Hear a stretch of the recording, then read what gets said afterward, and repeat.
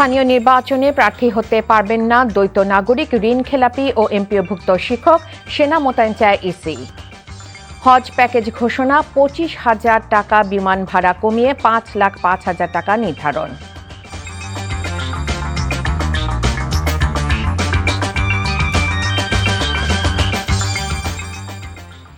আসসালামু আলাইকুম, রায়কা আল হোসেন স্বাগত জানাচ্ছি এনটিভি সন্ধ্যার খবরে।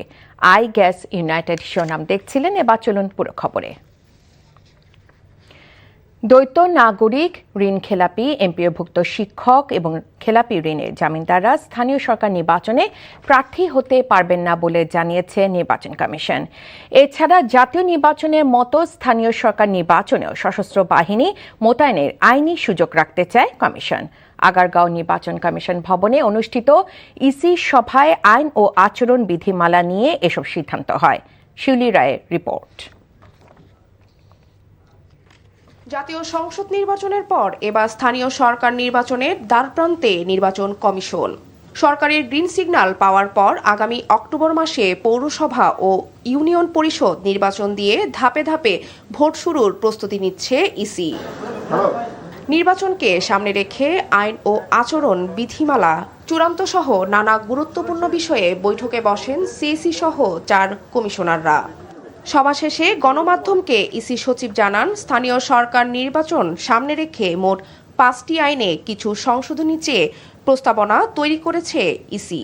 এই সংশোধনীর ফলে দ্বৈত নাগরিক, ঋণ খেলাপি ও বিল খেলাপি সহ অনেকে প্রার্থী হতে পারবেন না স্থানীয় নির্বাচনে। আইন প্রয়োগকারী সংস্থা সবগুলো আইনে এটা সেভাবে নাই, কাজে আমরা মনে করি যে সবগুলো আইনে এটা ইনক্লুড করা উচিত। এমপিওভুক্ত শিক্ষকগণ যেন নির্বাচনে অংশগ্রহণের অযোগ্যতা হয়। বন্ধকদাতা এবং গ্যারান্টার, তো যিনি ব্যক্তিগতভাবে বন্ধকদাতা তিনি তো আছেনই, কিন্তু গ্যারান্টার যারা তাদেরকেও ঋণখেলাপি হিসেবে অযোগ্য করার একটা কথা প্রস্তাবনাটা আমরা নীতিগতভাবে সম্মত হয়েছি। এর পাশাপাশি বিল খেলাপি সেক্ষেত্রে এই আপনার অযোগ্যতা হিসেবে আসবে। আইন সংশোধনের পাশাপাশি এনআইডি সংশোধন প্রক্রিয়া সহজ করতে ব্যবস্থা নেবে ইসি। যে পাবলিক এক্সাম বলতে যেগুলো আপনার জেএসসি, এসএসসি, বিশেষ করে যেখানে আপনার পিএসসি, এই সমস্ত এক্সামিনেশনে যেখানে আপনার ডেট অফ বার্থগুলো অ্যাসার্টেন করা আছে, সেই বেসিসে মাঠ পর্যায়ে এই আপনার কারেকশনগুলো করতে পারবে। আইন পাশ হওয়ার পর নতুন বিধানের সঙ্গে সামঞ্জস্য রেখে নির্বাচনের আচরণ বিধিও সংশোধন করা হবে। এদিকে সরকারের পরিকল্পনা অনুযায়ী সেপ্টেম্বর বা অক্টোবর থেকে স্থানীয় সরকার নির্বাচন শুরু হতে পারে বলে জানান ইসি সচিব আক্তার আহমেদ। শিউলি রায়, এনটিভি নিউজ, ঢাকা। এদিকে বিমান দুর্ঘটনায় নিহত মাইলস্টোন স্কুলের শিক্ষার্থীদের আত্মার মাগফিরাত ও আহতদের সুস্থতা কামনায় ক্যাম্পাস অডিটোরিয়ামে শোক ও দোয়া মাহফিল করা হয়। দোয়ায় অংশ নেয় প্রতিষ্ঠানের শিক্ষক, শিক্ষার্থী, অভিভাবক, কর্মকর্তা ও কর্মচারীরা। এর আগে আলোচনা পর্বে দুর্ঘটনায় ক্ষতিগ্রস্তদের স্মৃতির প্রতি গভীর শ্রদ্ধা নিবেদন করা হয়। এ সময় নিহত পরিবারের সদস্যদের প্রতি সমবেদনা জানানো সহ আহতদের সুচিকিৎসার ব্যাপারে কথা বলেন বক্তারা। এমন দুর্ঘটনার সুষ্ঠু তদন্ত করে তার বিচার চান তারা। এবারে হজ প্রসঙ্গ। গতবারের চেয়ে 24,830 টাকা বিমান ভাড়া কমিয়ে 2027 সালের জন্য ন্যূনতম 5,05,648 টাকার হজ প্যাকেজ ঘোষণা করেছে ধর্ম মন্ত্রণালয়। বেসরকারি এজেন্সির জন্য ন্যূনতম প্যাকেজ 5,13,648 টাকা। সচিবালয়ের সংবাদ সম্মেলনে ধর্মমন্ত্রী কাজী শাহ মোফাজ্জল হোসেন কায়কোবাদ এই প্যাকেজ ঘোষণা করেন। সৌদি সরকারের কিছু বাধ্যবাধকতার জন্য হজ খরচ কিছুটা বেড়েছে বলেও জানান তিনি। নজরানা চৌধুরী রিপোর্ট। চাঁদ দেখার উপর নির্ভর করে 2027 সালের পবিত্র হজ শুরু হবে 15ই মে। আর সেই হজে বাংলাদেশ থেকে যেসব যাত্রীরা অংশ নিতে ইচ্ছুক তাদের জন্য মঙ্গলবার প্যাকেজ ঘোষণা করল ধর্ম বিষয়ক মন্ত্রণালয়। সরকারি ব্যবস্থাপনায় 2টি প্যাকেজ থাকছে, যার খরচ ধরা হয়েছে যথাক্রমে 5,05,648 টাকা এবং 6,15,263 টাকা। বেসরকারি মাধ্যমে সাধারণ হজ প্যাকেজ, এই প্যাকেজের খরচ ধরা হয়েছে 5,13,648 টাকা। পোর্টাল সহ এজেন্সির নিজস্ব ওয়েবসাইটে প্রকাশ করতে হবে দমে শুকুর এবং আদাহি এবং ক্যাটারিং বাধ্যতামূলক হওয়ায় এই দুটি খাতের ব্যয় অন্তর্ভুক্ত না করে কোনো প্যাকেজ ঘোষণা করা যাবে না। 2025 সালের যেই বিমান ভাড়া ছিল 1,67,000 টাকা, সেই ভাড়া চলতি বছর প্রধানমন্ত্রী তারেক রহমানের উদ্যোগে কিছুটা কমানো হয়েছিল। আগামী বছরের জন্য এই ভাড়া আরও 24,830 টাকা কমিয়ে 1,30,000 টাকা করা হয়েছে বলে জানান মন্ত্রী। যেখানে 2 লক্ষ টাকা ছিল সেখানে 1,30,000 টাকা। ইনশাল্লাহ আগামীতে আল্লাহ যদি সহি সালামত আরো কমবে মনে হয়। ব্যাপার হচ্ছে কি, সৌদি রিয়াল আগে যেভাবে বাংলা টাকা যত কমে পাওয়া যেত, এখন কিন্তু তার বেশি দিতে হয়। ভবিষ্যতে আরো বেশি দিতে হতে পারে, ওটা তো আমাদের হাতে নয়, এটা ইন্টারন্যাশনাল। আর প্রতিটা খরচ কিন্তু বেড়ে যাচ্ছে সৌদি পর্যায়ে। আমার কথাটা হলো, আপনারা একটা দেশ দেখান যে তারা আগের তুলনায় কমাইছে, একটা দেশ দেখান। আগামী 4 সেপ্টেম্বর পর্যন্ত হজের নিবন্ধন চলবে এবং আগামী বছরের 8 এপ্রিল থেকে হজ ফ্লাইট শুরু হবে বলেও জানান ধর্মমন্ত্রী। নজরানা চৌধুরী, এনটিভি নিউজ, ঢাকা। সাতক্ষীরা 4 আসনে জামায়াতে ইসলামের সংসদ সদস্য গাজী নজরুল ইসলামের সঙ্গে এক নারীর অন্তরঙ্গ মুহূর্তের একটি ভিডিও সামাজিক যোগাযোগ মাধ্যমে ব্যাপকভাবে ছড়িয়ে পড়েছে। সোমবার রাতে ভিডিওটি ভাইরাল হওয়ার পর তার সামাজিক ও রাজনৈতিক অঙ্গনে ব্যাপক আলোচনার জন্ম দিয়েছে। প্রথমে বিষয়টিকে কৃত্রিম বুদ্ধিমত্তা দিয়ে তৈরি করা দাবি করা হলেও পরে ওই নারীকে দ্বিতীয় স্ত্রী দাবি করেন এমপি গাজী নজরুল ইসলাম। তিনি বর্তমানে জামায়াতে ইসলামী কেন্দ্রীয় মজলিসে সুরা সদস্য। ভিডিওটি প্রকাশ্যে আসার পর শুরুতে সাতক্ষীরা জেলা জামায়াতে মিডিয়া সেল থেকে দাবি করা হয় ছড়ানো ভিডিওটি কৃত্রিম বুদ্ধিমত্তা বা এআই প্রযুক্তির সাহায্যে তৈরি করা একটি ভুয়া ভিডিও। তবে তথ্য যাচাইকারী একাধিক ফ্যাক্ট চেক প্রতিষ্ঠান অনুসন্ধানে জানিয়েছে ছড়িয়ে পড়া ভিডিওটি এআই দিয়ে তৈরি বা এডিটেড নয়, এটি আসল। এই ঘটনার পর ওই তরুণী নিজেকে এমপির দ্বিতীয় স্ত্রী বলে দাবি করেছেন, আর প্রথম স্ত্রীও বলেছেন সম্মতি নিয়ে তার স্বামী ওই তরুণীকে বিয়ে করেছেন। জামায়াত নেতার কাণ্ড নিয়ে বিবৃতি দিয়েছে দলটি। এ বিষয়ে আরো খোঁজ খবর এবং প্রকৃত ঘটনার তথ্য উপাত্ত সংগ্রহ করে সাংগঠনিক নিয়ম অনুযায়ী প্রয়োজনীয় পদক্ষেপ নেওয়া হবে বলে জানানো হয়েছে বিবৃতিতে। শহীদ রাষ্ট্রপতি জিয়াউর রহমান হত্যা মামলার আসামি সাবেক মেজর মোজাফফর হোসেনকে মানবতাবিরোধী অপরাধের ঘটনায় হাজির করতে নির্দেশ দিয়েছে আন্তর্জাতিক অপরাধ ট্রাইব্যুনাল। প্রসিকিউশনের পক্ষ থেকে আবেদন করলে আগামী বৃহস্পতিবার ট্রাইব্যুনাল 2-এ তাকে হাজির করতে বলা হয়েছে। মোজাফফরের সাথে সাবেক সেনা কর্মকর্তা মাসুদ উদ্দিন চৌধুরীর সম্পর্ক কি এবং 1-11 থেকে 5 আগস্ট পর্যন্ত তারা কি ধরনের অপরাধের সাথে সম্পৃক্ত ছিল তা খতিয়ে দেখবে তদন্ত সংস্থা।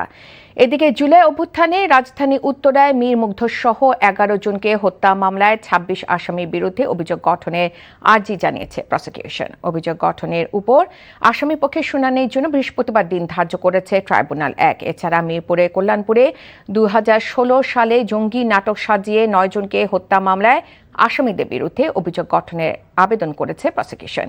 এই ঘটনায় আগামী 2 আগস্ট মামলা থেকে অব্যাহতি চেয়ে আসামিদের করা আবেদনের উপরও শুনানি হবে। একজন ব্যক্তি অতি সম্প্রতি গ্রেফতার হয়েছে। আগামী 23 তারিখে 10টার মধ্যে তাকে হাজির করার জন্য আর্মির অ্যাডজুটেন্ট জেনারেল বরাবরে একটি প্রোটেকশন ওয়ারেন্ট ইস্যু হয়েছে। আমরা তাকে শোন অ্যারেস্টের আবেদন করব। তাকে জিজ্ঞাসাবাদের প্রয়োজন হবে। মাসুদ উদ্দিন চৌধুরীকে আবারও জিজ্ঞাসাবাদের প্রয়োজন হতে পারে। এমনও হতে পারে যে এই দুইজনকে একত্রে মুখোমুখি জিজ্ঞাসাবাদেরও প্রয়োজন থাকতে পারে। শহীদ রাষ্ট্রপতি জিয়াউর রহমানের খুনি মোজাফফর হোসেনকে এতদিন কারা আশ্রয় দিয়েছিল তা দ্রুত খতিয়ে দেখার দাবি জানিয়েছেন বিএনপির সিনিয়র যুগ্ম মহাসচিব ও প্রধানমন্ত্রীর রাজনৈতিক উপদেষ্টা রুহুল কবির রিজভী। দুপুরে রাজধানী নয়াপল্টনে আনন্দ কমিউনিটি ভবনে যুবদল আয়োজিত সংগঠনের সাবেক নেতা জাকির হোসেন নান্নুর রুহে মাগফিরাত কামনায় দোয়া মাহফিলে তিনি এসব কথা বলেন। চারদিক থেকে এখনো চক্রান্ত ষড়যন্ত্র চলছে অভিযোগ করে বঞ্চিত নেতাকর্মীদের হতাশ না হয়ে ঐক্যবদ্ধ থাকার আহ্বান জানান বিএনপির সিনিয়র যুগ্ম মহাসচিব। সরকার রাজনৈতিক হয়রানিমূলক মামলা প্রত্যাহারের সিদ্ধান্ত নিলেও শিশু নির্যাতন বা ধর্ষণ সংক্রান্ত মামলা প্রত্যাহার হবে না বলে জানিয়েছেন আইনমন্ত্রী মোহাম্মদ আসাদুজ্জামান। সকালে সচিবালয়ে 10টি জেলায় মামলা পূর্ব মধ্যস্থতা কার্যক্রমের উদ্বোধন শেষে সাংবাদিকদের প্রশ্নের জবাবে তিনি এসব কথা বলেন।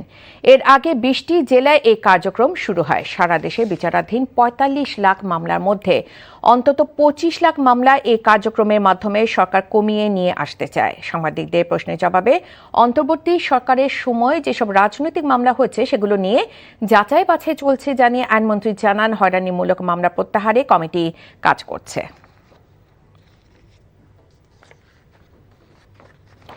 মন্ত্রিসভার কেউ সঠিকভাবে দায়িত্ব পালন করতে ব্যর্থ হলে প্রধানমন্ত্রী কাউকে বাদ ও দপ্তর পুনর্বণ্টন করতে পারেন বলে জানিয়েছেন প্রধানমন্ত্রীর তথ্য উপদেষ্টা ডাক্তার জাহিদুর রহমান। সচিবালয়ের সাপ্তাহিক সংবাদ সম্মেলনে তিনি একথা বলেন। মাননীয় প্রধানমন্ত্রী একটা মন্ত্রিসভা তৈরি করেছেন, একটা উপদেষ্টা পরিষদ তৈরি করেছেন। এটুকু ওনার সাথে কথা প্রসঙ্গে আমি যতটুকু বুঝি, ওনার যদি কখনো মনে হয় যে কেউ ভালো পারফর্ম করতে পারছেন না, তার জায়গায় দপ্তর পুনর্বণ্টন অথবা নতুন কাউকে দেয়া, এগুলো যদি প্রয়োজন মনে করেন তিনি সেটা করবেন। কারণ দিনের শেষে জনগণের কল্যাণ সাধন করা প্রধানমন্ত্রী হিসেবে তার কোনো চয়েস বা কোনো সিদ্ধান্ত আরো বেটার করার সুযোগ যদি থাকে তিনি সেটা করবেন। ক্রমবর্ধমান মুদ্রাস্ফীতি, বৈদেশিক বিনিময় হার বৃদ্ধি সহ সকল পণ্যের অব্যাহত মূল্যবৃদ্ধির ফলে ব্যয় বেড়ে যাওয়ায় প্রতি ঘনমিটার গ্যাসে 8 টাকা কমিশনের পরিবর্তে 13 টাকা 96 পয়সা নির্ধারণের দাবি জানিয়েছে Bangladesh CNG filling station and conversion workshop owners association. দুপুরে রাজধানীতে আয়োজিত সংবাদ সম্মেলনে সংগঠনটির নেতারা সরকারের কাছে এ দাবি জানান। এই সময় তারা বলেন, গত 11 বছর 8 বার বিদ্যুতের দাম বাড়ানো হলেও বাংলাদেশ সিএনজি ফিলিং স্টেশনের গ্যাসের কমিশনের সমন্বয় করা হয়নি। সংবাদ সম্মেলনে আরও জানানো হয়, দাবি আদায়ের লক্ষ্যে প্রথম ধাপে আগামী 30 জুলাই সকাল 6টা থেকে রাত 12টা পর্যন্ত সারা দেশের সব সিএনজি ফিলিং স্টেশন বন্ধ রাখা হবে। এছাড়া আলোচনায় সমাধান না এলে 23 আগস্ট থেকে অনির্দিষ্টকালের জন্য দেশের সব সিএনজি ফিলিং স্টেশন বন্ধ রাখার কর্মসূচি পালন করা হবে বলে ঘোষণা দেয় সংগঠনটি। শিশুদের স্কুলমুখী করতে প্রাথমিক পর্যায়ে 3 লাখের বেশি শিশুকে স্কুলের পোশাক দেওয়ার পরিকল্পনা করছে সরকার। রাজধানী মিরপুরে আয়োজিত সেমিনার শেষে একথা জানান শিক্ষামন্ত্রী আ.ন.ম এহসানুল হক মিলন। তিনি বলেন, প্রাথমিক শিক্ষাকে আরও প্রযুক্তি নির্ভর ও বাস্তবসম্মত করার কাজ চলছে। একই সাথে শিক্ষকদের শ্রেণীকক্ষে পাঠদান আরও উন্নত করার ব্যাপারে মত দেন মন্ত্রী। মিরপুর পিটিআই মিলনায়তনে মানসম্মত প্রাথমিক শিক্ষা বাস্তবায়নে করণীয় নির্ধারণে ঢাকা জেলার সকল কর্মকর্তাদের সাথে মত বিনিময় সভায় তিনি এসব কথা বলেন। জানান, শিক্ষকদের আরও দায়িত্বশীল করতে তাদের দাবি বাস্তবায়নে সরকার গুরুত্ব দিচ্ছে। হেয়ার কাট বা আমানতের ওপর মুনাফা কেটে রাখার নীতি বাতিলের প্রজ্ঞাপন জারি এবং আমানতের অর্থ ফেরতের দাবিতে মানববন্ধন ও লং মার্চ কর্মসূচি পালন করেছে সম্মিলিত ইসলামী ব্যাংক ভুক্তভোগী আমানতকারী অ্যাসোসিয়েশন। দুপুরে রাজধানী মতিঝিলে বাংলাদেশ ব্যাংকের সামনে অনুষ্ঠিত মানববন্ধনে আমানতকারীরা জানান, অর্থমন্ত্রী জাতীয় সংসদে হেয়ার কাট বাতিলের আশ্বাস দিলেও এখনও তার প্রজ্ঞাপন জারি করা হয়নি। তারা বলেন, প্রজ্ঞাপন জারি না হওয়ায় ব্যাংক থেকে আমানতের ওপর প্রাপ্য মুনাফা তোলা যাচ্ছে না। একাধিকবার অর্থমন্ত্রীর সাথে দেখা করার পরও প্রতিশ্রুতি বাস্তবায়ন না হওয়ায় হতাশা প্রকাশ করেন আমানতকারীরা। বলেন, শিগগিরই প্রজ্ঞাপন জারি করে হেয়ার কাট বাতিল করা না হলে সারা দেশের আমানতকারীদের নিয়ে জোরালো আন্দোলন গড়ে তোলা হবে। মানববন্ধন শেষে বাংলাদেশ ব্যাংকের সামনে থেকে প্রেসক্লাবের উদ্দেশ্যে লং মার্চ করেন আমানতকারীরা। বিকেএসপিতে পড়তে পারবেন নতুন কুড়ি স্পোর্টসের বিজয়ী খেলোয়াড়রা। মিরপুরে সৈয়দ নজরুল ইসলাম সুইমিং কমপ্লেক্সে নতুন কুড়ি স্পোর্টসের সাঁতার প্রতিযোগিতার উদ্বোধনকালে এই কথা জানান যুব ও ক্রীড়া মন্ত্রী আমিনুল হক। এছাড়াও বাংলাদেশের মাটিতে ভারত সফরের জন্য সর্বোচ্চ চেষ্টা চলছে বলে জানিয়েছেন তিনি। নীলা মজুমদারের রিপোর্ট। গত 2 মে পর্দা উঠেছিল নতুন করে স্পোর্টসের জেলা ও বিভাগীয় ধাপ শেষে এখন অনুষ্ঠিত হচ্ছে জাতীয় পর্যায়ের খেলা। এরই ধারাবাহিকতায় সাঁতার প্রতিযোগিতার উদ্বোধন করেছেন আমিনুল হক। জাতীয় পর্যায়ে জয়ী খুদে সাঁতারুদের পুরস্কার বিতরণ করেছেন তিনি। আনুষ্ঠানিকতা শেষে গণমাধ্যমের মুখোমুখি হয়েছিলেন যুব ক্রীড়া প্রতিমন্ত্রী। জানিয়েছেন তার পরিকল্পনা, ভালো সাঁতারু কিংবা ভালো কোনো অ্যাথলেট তারা যদি গ্রামে হয়তো বা কোনো কারণে তারা আসতে পারেনি এখানে, তাদেরকেও আমরা কালেক্ট করে আমরা জাতীয় পর্যায়ে এনে তাদেরকে বাছাই করার মাধ্যমে আমরা বিকেএসপিতে তাদেরকে ভর্তি করার সুযোগ করে দিব এবং সেই বিকেএসপিতে তার পড়াশোনা খেলাধুলা সে যতদিন নিজেদেরকে প্রতিষ্ঠিত করতে না পারে ততদিন আমাদের এই সহযোগিতা সার্বিক সুযোগ সুবিধা তাদের জন্য অব্যাহত থাকবে। নতুন করে স্পোর্টসের বিজয়ীদের নিয়ে পরিকল্পনা জানানোর পাশাপাশি বাংলাদেশ ভারত সিরিজের সম্ভাব্যতা নিয়েও সবশেষ তথ্য দিয়েছেন আমিনুল হক। সেপ্টেম্বরে ভারত বাংলাদেশে আসবে, আসার পরে বিগত সময় যে ছোট্ট একটি যে ঘটনাকে কেন্দ্র করে যেই একটি টানাপোড়েন হয়েছিল, আমি মনে করি সেটাকে কাটিয়ে উঠে ইনশাল্লাহ আমরা সুন্দরভাবে পার্শ্ববর্তী সকল দেশের সাথেই আমাদের যে স্পোর্টস ডিপ্লোমেসি, আমাদের যে যোগাযোগ চলাচল সব কিছুই খুব স্বাভাবিকভাবেই সেটা চলমান থাকবে ইনশাল্লাহ। বর্তমানে 8টি ইভেন্ট দিয়ে খেলা শুরু হলেও আগামী আসরে যুক্ত হবে ভলিবল ও টেবিল টেনিস। আগামী 27 জুলাই বিকেল 4টায় আর্মি স্টেডিয়ামে প্রতিযোগিতার সমাপনী ও সেরা ক্রীড়াবিদদের মাঝে পুরস্কার বিতরণ করা হবে। নীলা মজুমদার, এনটিভি নিউজ, ঢাকা। বাংলাদেশের বিপক্ষে 2 টেস্টের জন্য প্যাট কামিন্স সহ শক্তিশালী দল ঘোষণা করেছে অস্ট্রেলিয়া। তবে এই সিরিজে মাঠে নামার আগে দুশ্চিন্তার কারণ হয়ে দাঁড়িয়েছে জিম্বাবুয়েতে বাংলাদেশের ব্যাটিং ব্যর্থতা। অজিদের বিপক্ষে জয় পেতে হলে ব্যাটারদের ঘুরে দাঁড়াতে হবে বলে মনে করেন সাবেক অধিনায়ক আকরাম খান।